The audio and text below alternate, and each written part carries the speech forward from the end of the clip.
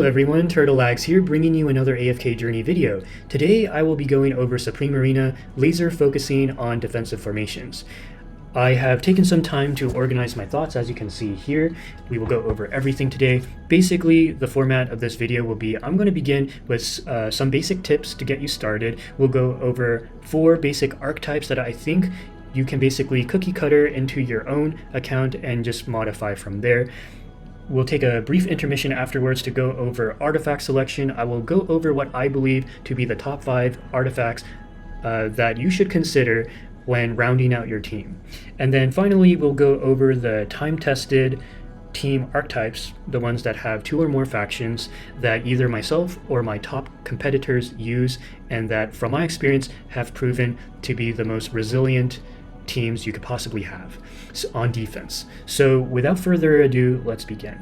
Now, starting off with some basic things that you might not know, which is calculation time. Now, if I back out for a moment, on the top left, there should be a magnifying glass that says off season. When you click on that, you'll see something called calculation time.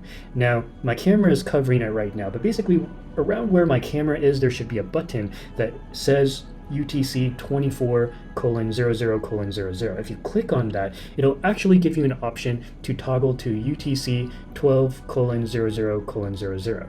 Now, UTC 24 is the default, where they basically have the calculation time the same time as the daily reset. However, if you live in Europe, like let's say in Germany or Italy, or if you're like me, where I'm in Eastern Europe, specifically in the South Caucasus area, then daily reset for you could be anywhere between 2 a.m. to, in my case, 4 a.m. So obviously, if someone takes over my defense, it'd be kind of nice to be awake during that time to get back my position, if that is the difference between getting like 3 Twilight Essences versus 4 Twilight Essences that day. I highly recommend you change your calculation time to fit your sleep schedule. Now, the second thing I want to talk about is learning from your defenses. So on the top right here, under the trophy icon, there is a scroll icon. And from the scroll icon, I use this as a teaching tool, where regardless of whether I win or I lose, I always take a moment to briefly look at just a rundown of what the opponent ran, right? And this is especially valuable for me because I still have a lot to learn. For instance, on my server, hardly anyone runs Dionel. However, in my district, there are actually 3 Leviathans who run Dionel, and I have been learning a great deal from my attacks and my defenses against them. And this is something useful that, even though I don't have an EX20 Paragon 2 Dionel right now, I do plan on building one in the future. And all these replays that I have at my disposal, I use as a teaching tool to basically decide what is the best Dionel team for me, because I've gotten beat by 4 different variations, 4 different flavors of Dionel team. They all have like 1 or 2 different teammates for Dionel, and they have all beaten me. So what's really exciting about Supreme Arena is that because you cannot use the same hero twice on multiple maps, right? Like if you use a Dionel map 1, you cannot use a Dionel map 2 as well. You have to use a different hero, right? So this creates a situation where it's kind of like a rock, paper, scissors sort of situation, where you would love to have a Lily May on all 3 maps, right? Just because you don't know if the opponent's going to bring an Eironn to attack you on map 1, map 2, or map 3. But you can't do that, so you just have to make an educated guess, or just build the best possible defensive formation for all 3 maps you possibly can, and then based on who's attacking you and their certain team formation tendencies, you can kind of modify your defenses to win against them next time. So now that we have gone, and the last thing I would say is, don't be afraid to attack above your weight class. And this, some people may argue with this because they'll be like, well, what's the point of ranking up if you'll just get knocked back down? Well, the reason for that is because one thing I've noticed is that the higher you go in rank, the more refined the teams tend to be. And this is for 2 reasons. One is because people in higher ranks tend to own more heroes, so they have more heroes at their disposal to craft a more refined team. That's one reason. A second reason is because the people at the top are the ones who are getting attacked more, so they get more experience, right? Because you only get 3 attacks per day before you have to start spending diamonds to attack more. But you know, people at the top rank, like for me, I'm in rank 5 and I get attacked maybe like 7 or 8 times per day, you know, and because of that, you know, I learn a lot along the way, even from my wins. So don't be afraid to hit above your weight class to learn something. You know, if you have some attacks to spare, you know, why not? Just know that, you know, attacking people randomly may make them have more heightened awareness of your presence. So if they decide to attack someone, they may attack you. They'll be more likely to attack you because, you know, some people don't enjoy being attacked. So, you know, just be very careful as well. I know it's kind of counterintuitive. You know, don't be afraid to attack people, but at the same time, don't provoke too many people. But anyways, I digress.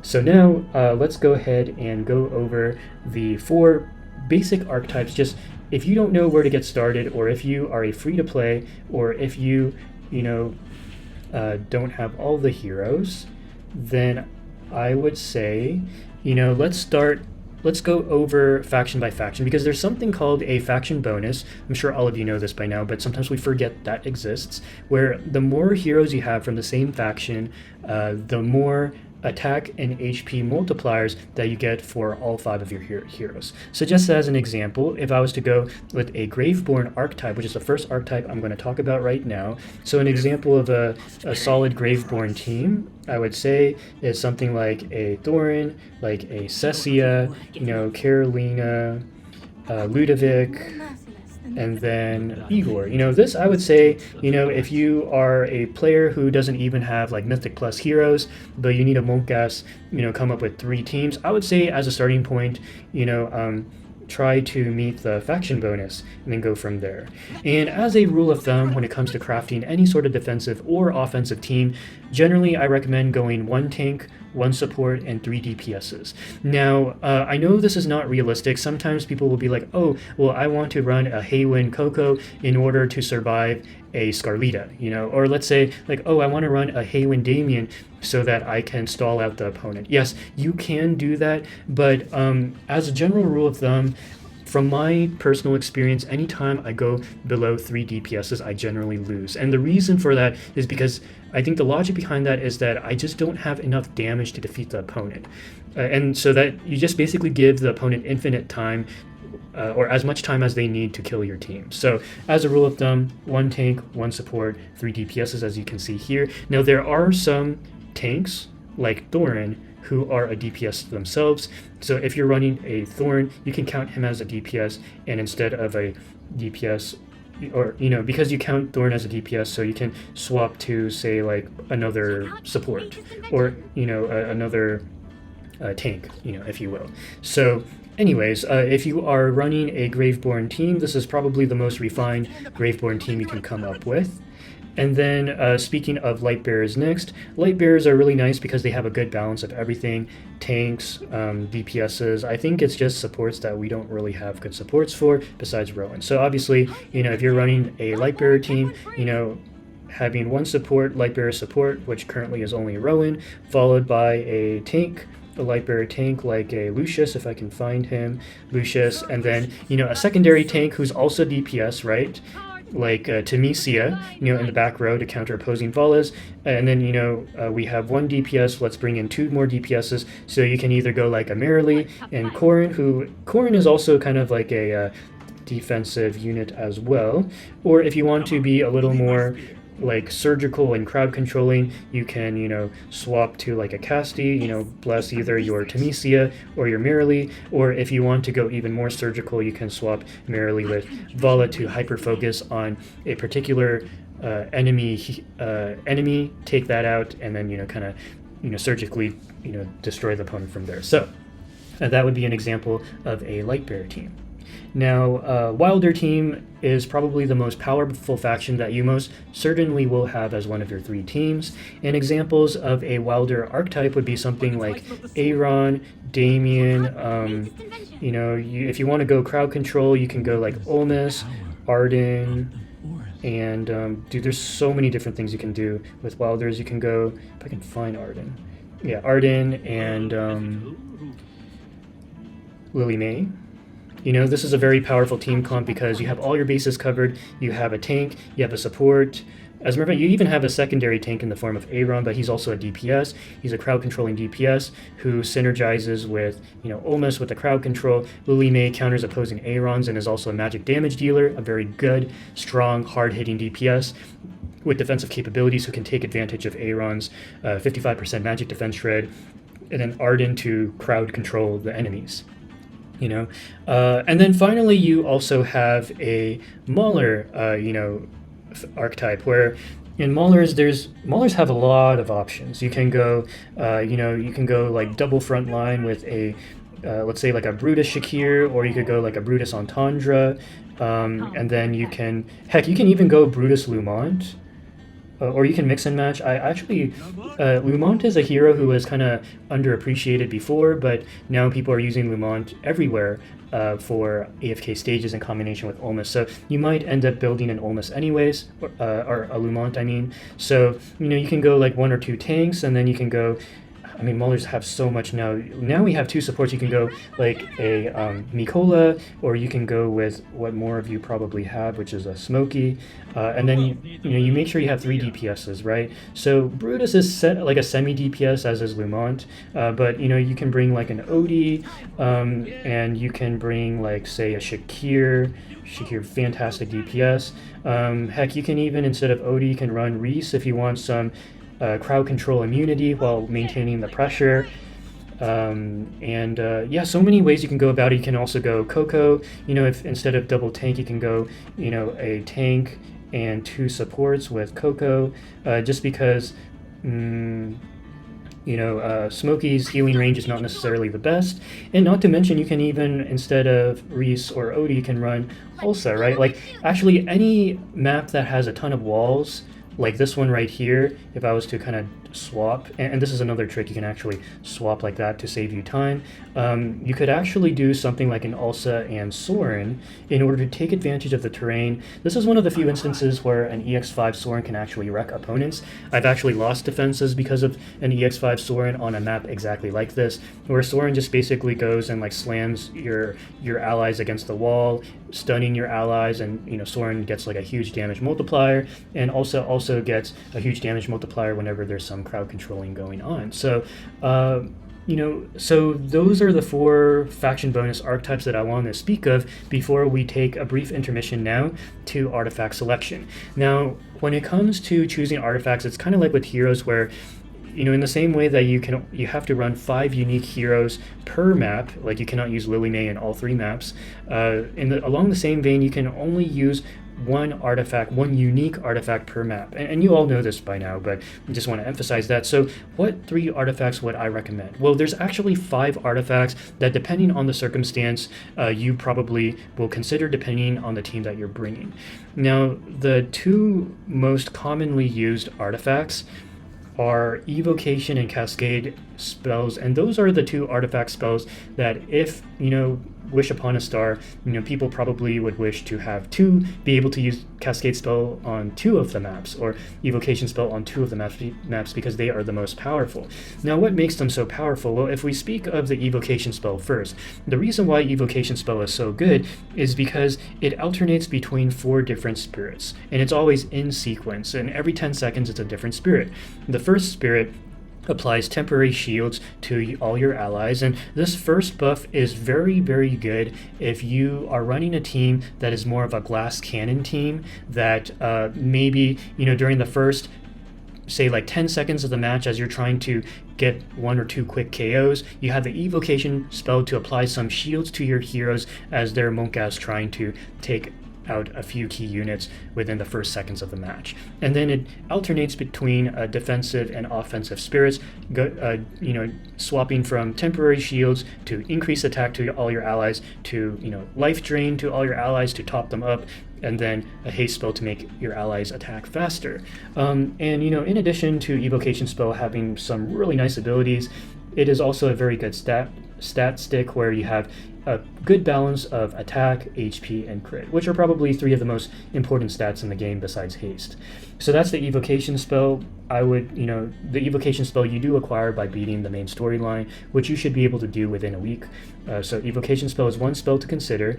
Cascade Spell is another top 5 artifact which you most likely will use in one of your maps. And the reason for this is because Cascade Spell, it gives increased energy to the rearmost ally at the start of battle, and when their energy meter fully charges, it dispels all their debuffs, and they cast their ultimate, right?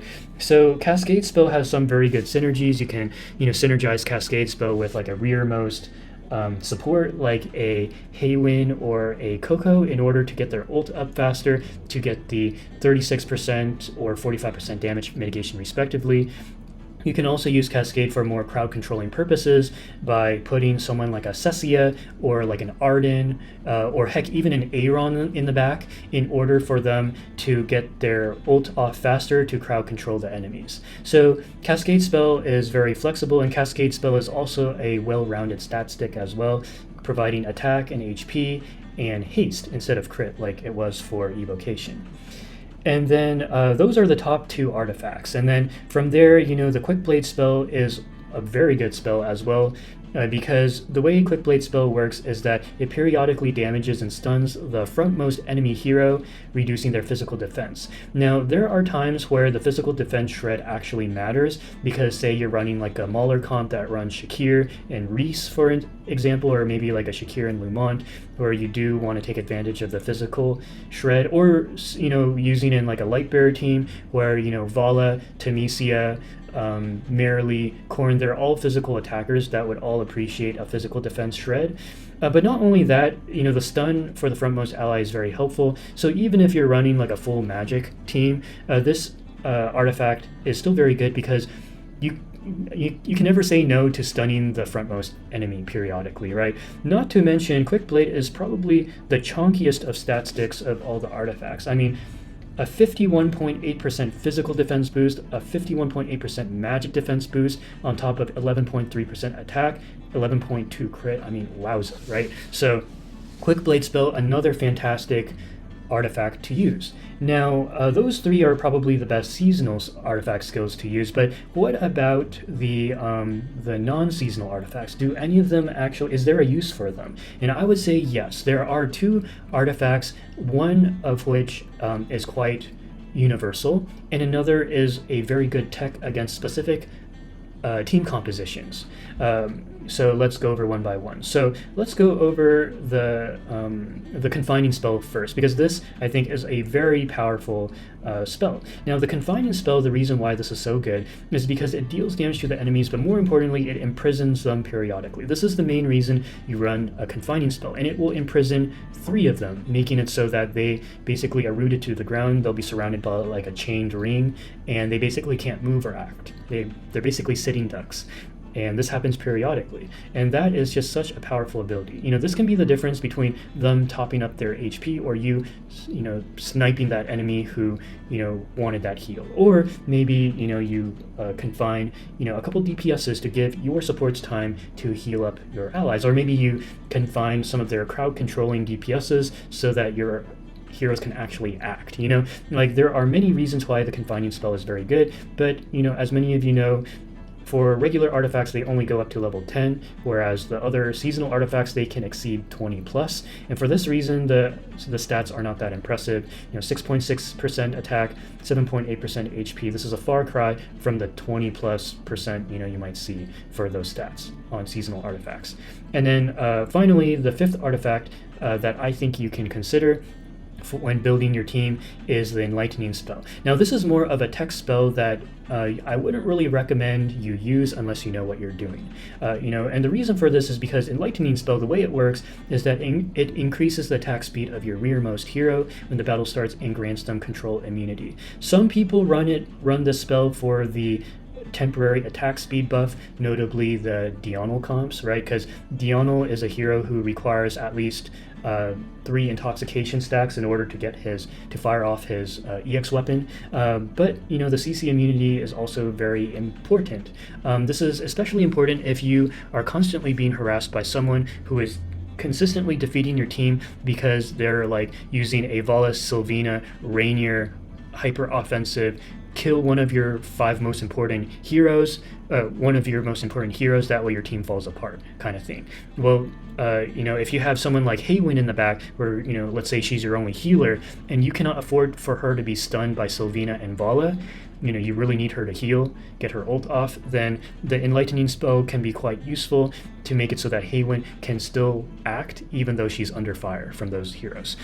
So those would be like just really niche examples for why you would run the Enlightening Spell. So now that we've gone over artifacts, now let's go over some more advanced team building concepts, because the 4 archetypes that I illustrated, one for each faction, was to take advantage of the faction bonus, right? Like we get a 5 faction bonus where we get a 22% attack and HP boost by having 5 heroes of the same faction. However, there's going to be situations where more realistically you're going to mix and match 2 or more factions. So what are some time-tested examples of just proven archetypes, right, that mix and match factions? Well, first let's talk about the Eironn team, which we're all very familiar with, I would say.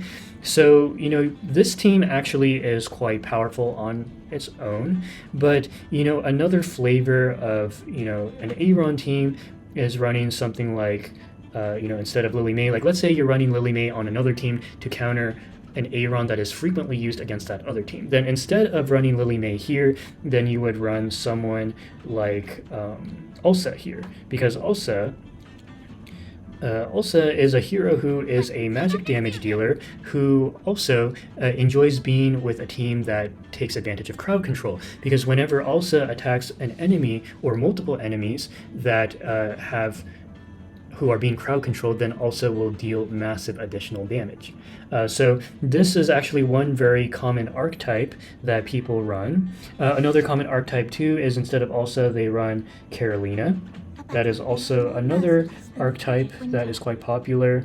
So these are examples of splashing a second faction in order to offer something to, say like the Eironn Wilder comp that, the Wilder itself cannot offer. So that is, several flavors of Eironn. There's actually many more, but actually kind of going off of that, there was a time where there was a Raging Duel buff that incentivized you to basically go all offense. And, an example of this would be something like so here's an example of something that I ran and it was very powerful. Something like this. Silvina, where are you? Yeah, so this team was actually quite powerful, and you could do, instead of Silvina, you could do like a Damien if you really wanted the heals. But, sometimes on map 2 in particular, there is a Raging Duel, which we don't have for this week, but during last week, we had a Raging Duel buff where if you ran a team that, every time you did an attack that was a high damage attack defined as over 160%, then it would charge up the Raging Duel meter. So heroes like Silvina, heroes like Alsa, who hit like a truck, right? They hit way higher than 160%. They got the Rage Duel meter up so fast, like from 0 to 5 in the blink of an eye.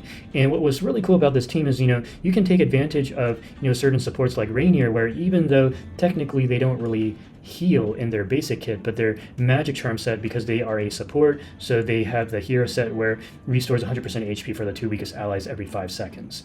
So Reinier was like a pseudo healer here who just basically made life hell for the opponent, because if they put any of their allies in the center, they could be under threat of being dynamic balanced, and then, it further weakens their team. So here is another, so this would be number 2. It's like an Eironn team, and this is an example of a Silvina Reinier splash, to really weaken the enemy and just hyper focus.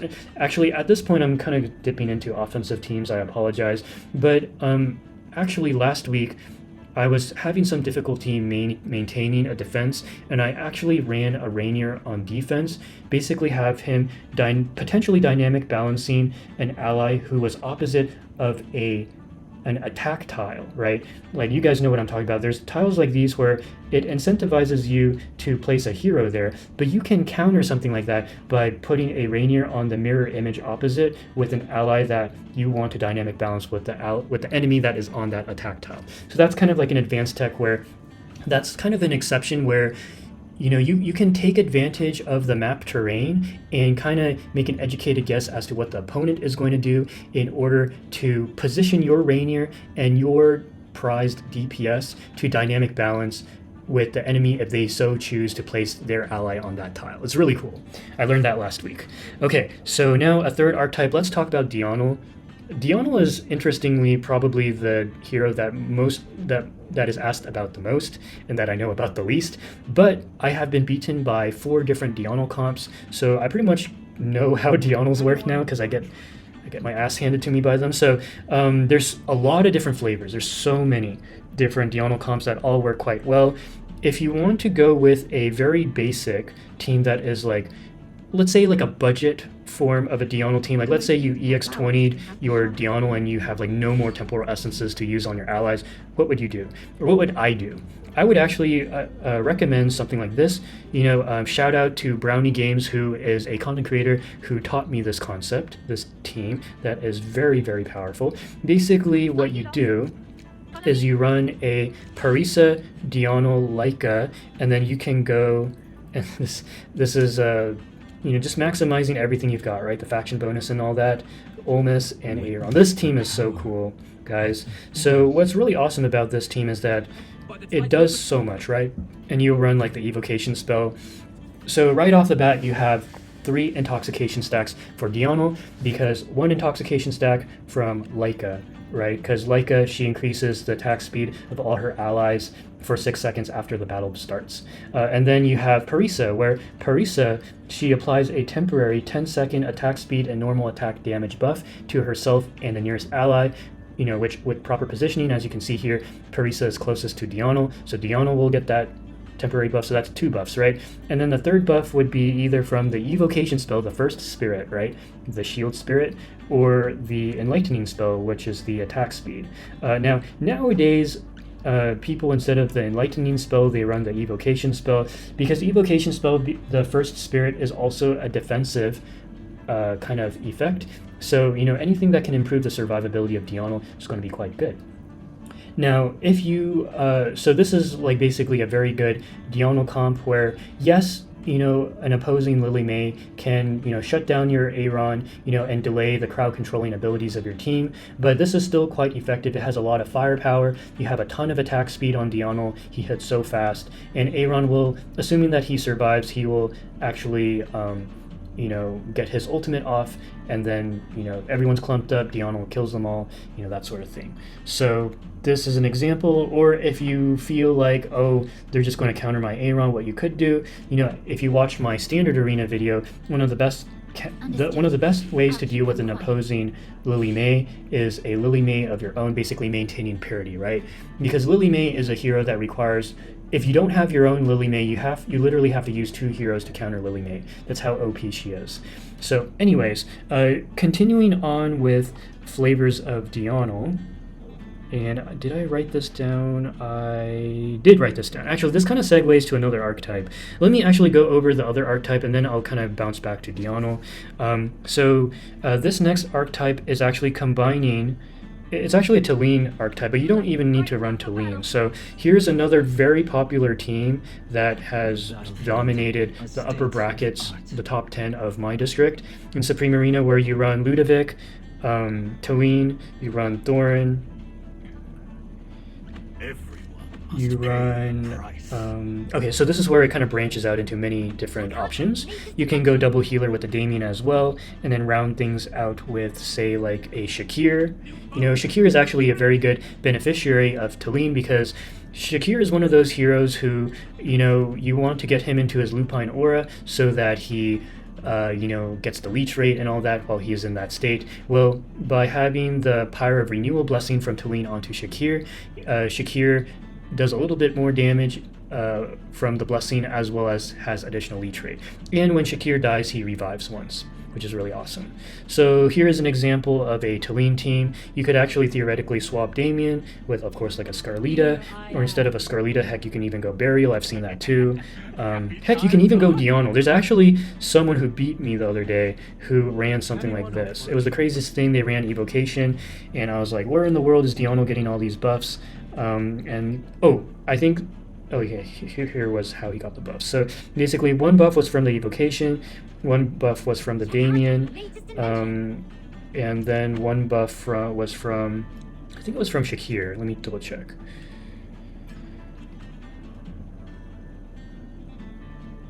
Yeah, I think they consider a Lupine Aura as a temporary buff because if Dionel is outside of Lupine Aura range, he no longer gains the benefit. I think that's how it goes. Yeah, and then, other considerations too is that instead of Shakir, you could go, or instead of Talene, you could go Igor. So, if you don't have Talene, no problem, you can go Igor. Although Talene does quite a bit of damage. So you see how, you can transition from one team to a completely different team. It's really interesting, and I could go on and on with all the different permutations, but that was essentially the Talene transitioning to Berial, and then Damien, or what's his face, and Dionel kind of archetype. Okay, and then just other things I want to speak on. So, there was a time when I was running a Lightbearer team, and basically what I did was I did run something like, let me see here. Like Vala, and then I think I was running like a Scar. Oh no! I was, instead of Rowan, I was running a Hewynn. Hewynn would be in the back. Are you calling me? And who was the last person? Probably a Scarlita at that time. And essentially, what I would do was I would run something like a Cascade Spell, right? A Cascade Spell, that way my Hewynn could get her ult up faster. And the reason why I mention this is because, this is actually one of the easiest ways to make your Lightbearer team way stronger. Because if you are running Rowan, the problem with Rowan is that, your Temesia runs off over here. How the hell is your Rowan supposed to heal your Temesia when Temesia is like almost off the map, right? Rowan's healing range is not the best, and actually Rowan, one of my viewers pointed out to me that Rowan doesn't even heal himself, which I was like, what, really? And I thought about that, I was like, oh shoot, you're right. So, if you're in a situation where you don't want to run double healer, or actually if you do want to run a double healer, right, which I actually, don't recommend in this case because you only have 2 DPSs, Temesia and Vala. So if I was to do something like this, right, if I was to do something like this, with Cascade Spell in the back. And Cascade Spell, correct me if I'm wrong, guys, but if you have 2 heroes in the back row, the hero that is most bottom right is the one that is the beneficiary of the energy. I'm almost certain that's how it works. So you could run something like this, where you have, you have some crowd control, you have some DPS, and you have a Hewynn who can heal anyone on the map. Not to mention the season skill. Hewynn's season skill does help with Vala's DPS. So that is another archetype. And then finally, the last team that I want to speak on is the Florabelle Zoo Comp.